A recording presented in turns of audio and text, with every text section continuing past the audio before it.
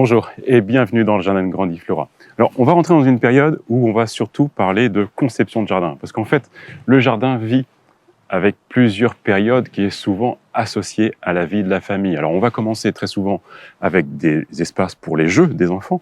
Donc, il va y avoir la balançoire, il va y avoir des cabanes de jardin, il va y avoir des longueurs pour qu'il puisse y avoir des jeux de ballon et des jeux de raquettes. Et puis, les enfants grandissent et puis le jardin commence à trouver une deuxième vie et qui devient en fait plus un espace de contemplation et de plaisir. Et ce qui est fabuleux, c'est que c'est sans fin. Lorsque vous prenez au jeu des couleurs, des textures, des hauteurs et des saisons, en fait, il y a tellement de diversité, tellement de choix, que c'est un réel plaisir de se pencher dans chaque petit angle de votre jardin et de vous dire comment je vais l'améliorer, comment je vais apporter une couleur lorsque la saison des autres plantes est passée. Alors l'hiver arrive, on va avoir beaucoup moins de tâches dans le potager. Il y a encore quelques semaines à travailler pour amener les engrais verts, pour nettoyer les plantes qui sont encore en place. La terrasse, même chose. On va avoir beaucoup moins de travail. Bien entendu, il va falloir décorer avec les plantes de saison. On va hiverner dans les espaces destinés à hiverner vos plantes.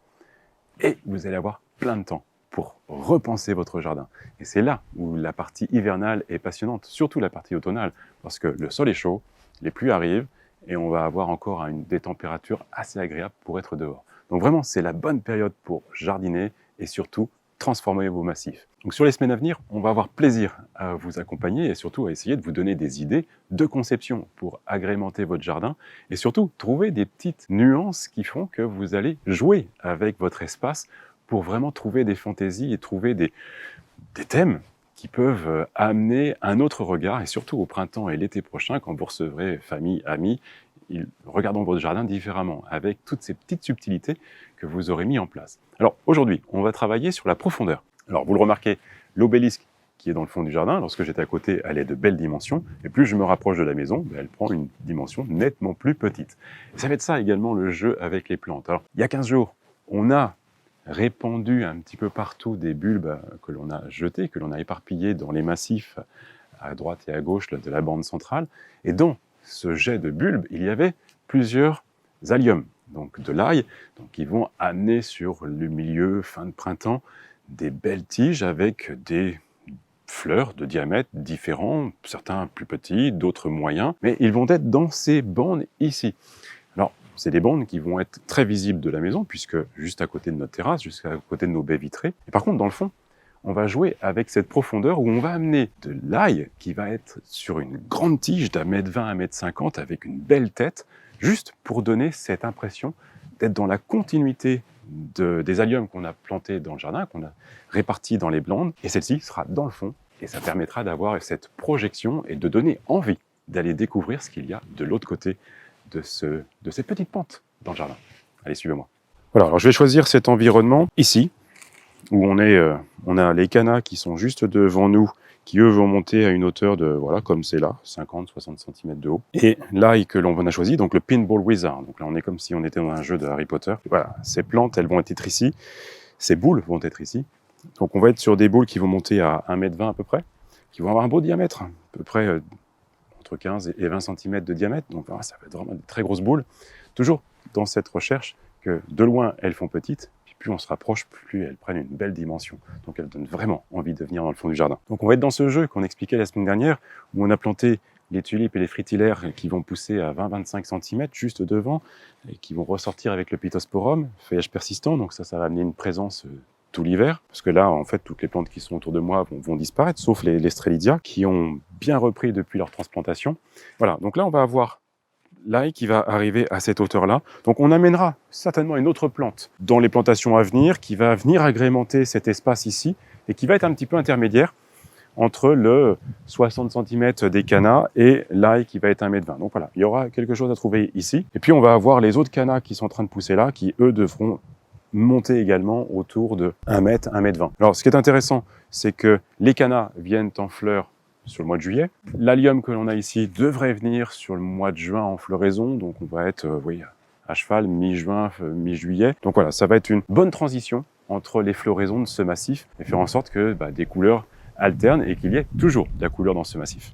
Alors, comme la majorité des bulbes, on va enfoncer l'ail à peu près de 3 fois sa taille. Donc, le bulbe faisant 5 à 6, 7 cm, on va être à une bonne dizaine, voire quinzaine de centimètres dans le sol. Vous choisissez un environnement, alors si possible, plein soleil dès qu'arrive le printemps. Donc là, ça va être le cas. Bon, on a la haie qui commence à nous donner un petit peu d'ombre, mais haie que l'on va réduire cet hiver.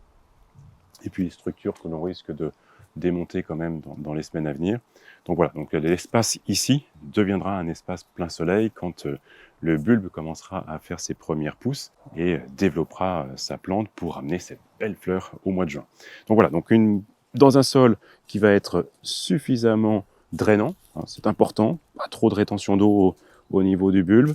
Et puis, bien entendu, vous l'enrichissez en mélangeant du terreau avec la terre, en mettant une petite base de terreau pour aider le système racinaire à se développer là pendant la phase hivernale. Et le tour est joué. Il n'y a plus qu'à attendre le développement. Je devrais être bien. Ouais, ça va être parfait ça. Alors au niveau plantation, distance de plantation, donc on l'a évoqué, on est sur une boule qui va faire un bon 15-20 cm de diamètre, donc ça va être assez imposant. On évite de trop les rapprocher.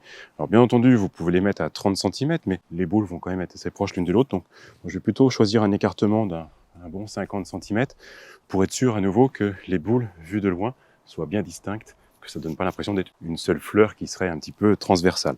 Et puis on va remettre le paillage, ça va être pour la protection hivernale. En principe, à cette profondeur, il n'y a aucun risque dans notre région. Après, tout dépend de vos régions de France, mais 20 cm quand même pour que le froid rentre si profond. Mais par principe, surtout sur le froid de printemps, quand là par contre la jeune pousse va être à fleur du sol, c'est là où c'est important d'avoir le paillage pour être sûr qu'il y a cette petite protection de couverture. Donc là, on a vu que notre paillage commence à bien se décomposer, ça commence à être un vrai bon paillage qui enrichit le sol en même temps qu'il se décompose. Donc ça va être un paillage qu'on va renouveler au printemps prochain parce qu'il aura continué à se décomposer là, dans les 6 mois qui vont venir avant le mois d'avril. Mais c'est quand même efficace et c'est parfait. Bon, j'aime bien marquer l'emplacement où je mets les plantes. Donc voilà, un petit bambou qui va me permettre de géolocaliser l'emplacement de la plante avant qu'elle ne commence à se développer. Et puis même quand après elle aura de nouveau séché à l'automne prochain, de se souvenir que ici il y a une plante et de ne pas revenir creuser à cet emplacement-là.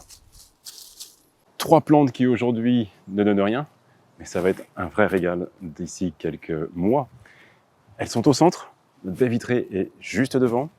Elles vont amener de la belle hauteur, on va être à peu près cette hauteur-là, 1,20 m au-dessus du sol, avec une belle tête.